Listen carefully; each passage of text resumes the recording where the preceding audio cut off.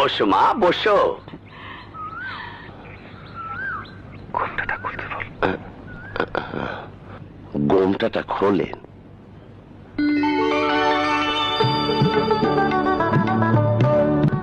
এত সুন্দর, এত সুন্দর পুরুষ।